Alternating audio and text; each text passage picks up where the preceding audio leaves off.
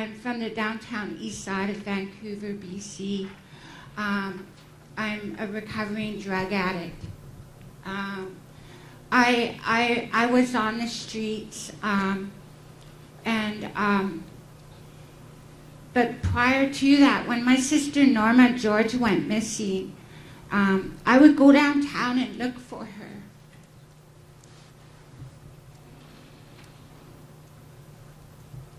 I would go look for her, and when I would find her, I would bring her home and try to take care of her.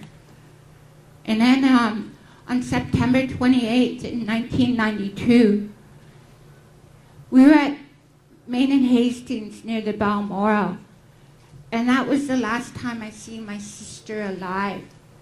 And my sister said to me, she said, "Go home, baby girl." She said, "Go home, baby girl. Go home, baby girl."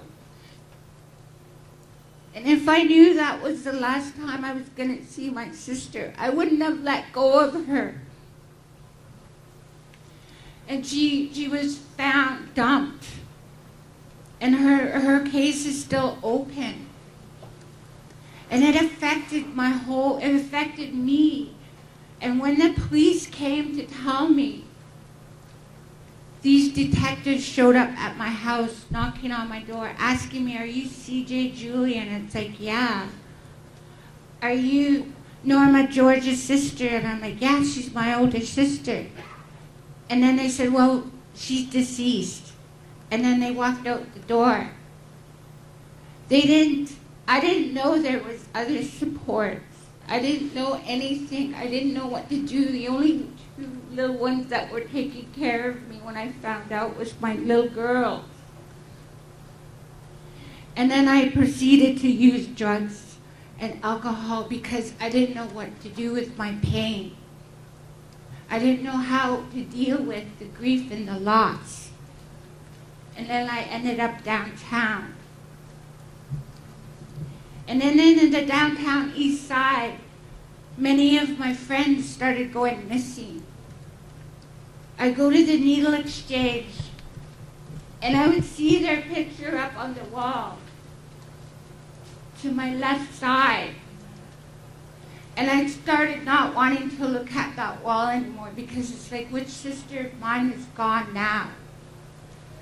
I spent Christmases, I spent holidays, New Year's, our children's birthdays together. And then they were all found at the Picton farm.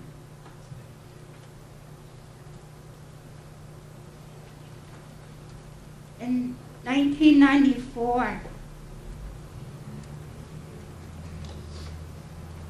I got in a vehicle.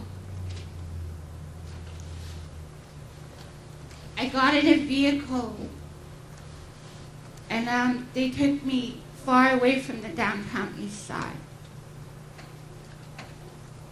And I thought it was a cow farm that I was at.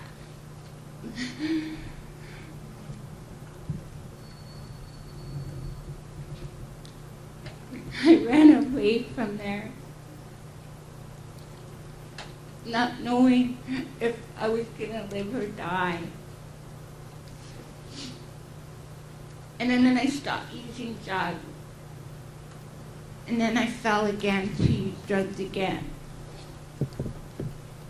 And then 19 years later, they came knocking on my door again, these police.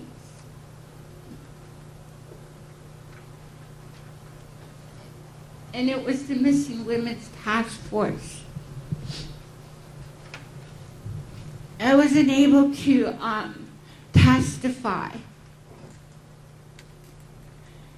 I wasn't able to tell them anything because I was scared and I didn't feel supported and I didn't trust the police. Why I'm here is because of the justice system. Because I feel like they failed. They failed my sisters, all my friends in the downtown east side. They didn't care because we were drug addicted. We were prostitutes and we were Native.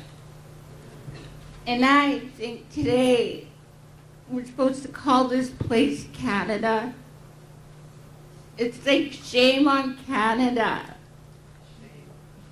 Each and every one of you are Canadians. And I hope that this testimony that I'm sharing, that we make changes. That you have to stand up for us. You know, today I'm clean and sober.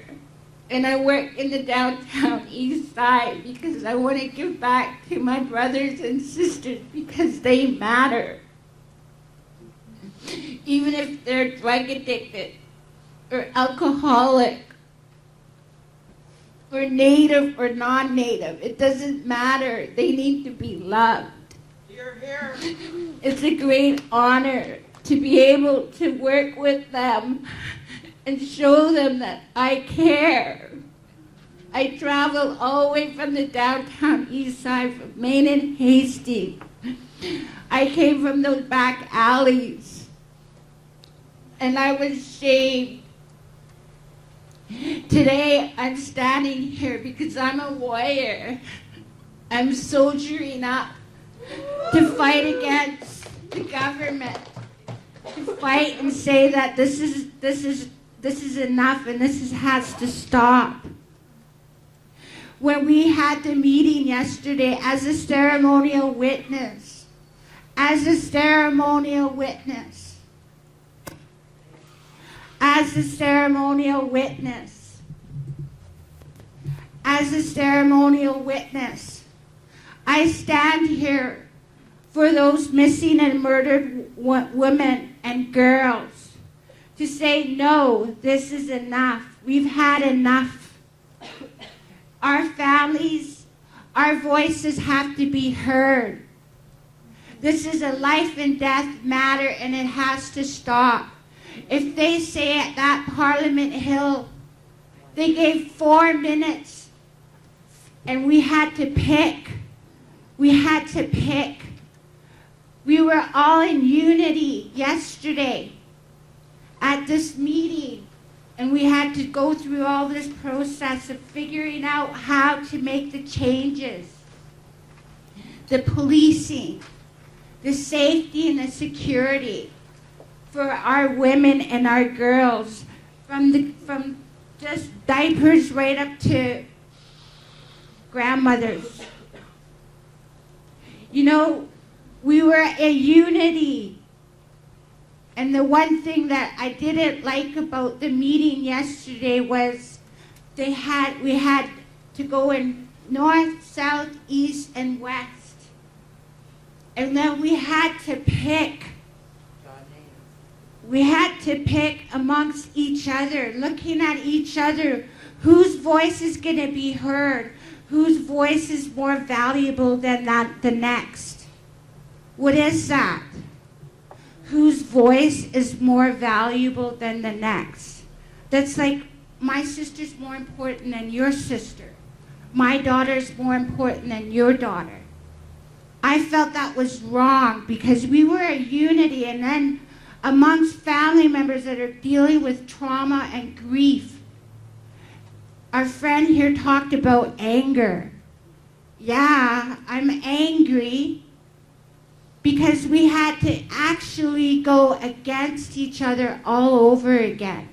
It just brought up all that trauma all over again, being re-victimized. Why are we all here? It's to make a statement that we had enough. This has got to stop. It has to stop with each and every one of you to hear us and then to pass it on. You guys are our tools, my spiritual tools today for each and every one of those women that are still missing. It could be your daughter. It could be your granddaughter. It could be your mother or the girl next door. The one that's standing on the corner by 7-Eleven. The one that decides to go to a movie theater and never comes home.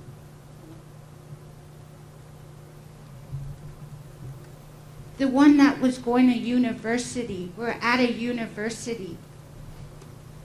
How ironic. Education. I'm here to educate you. From the back alleys of the downtown east side, a Skid Row, to educate you and say that we matter. As a woman, I am a strong warrior woman. I am. I believe that today. And Stephen Harper, shame on him. Shame on him. Shame on him. It's election year. Please vote for the women. Vote for us. We're the ones that give life. I'm not a junkie. No. I'm not a hoe. No. I'm not a drunk. I'm not a squaw. I'm a carrier First Nations woman. My reserve is called Nagazli. I belong to the Beaver clan. And my Indian name is Shining Eagle Woman. That's who I am. All my relations.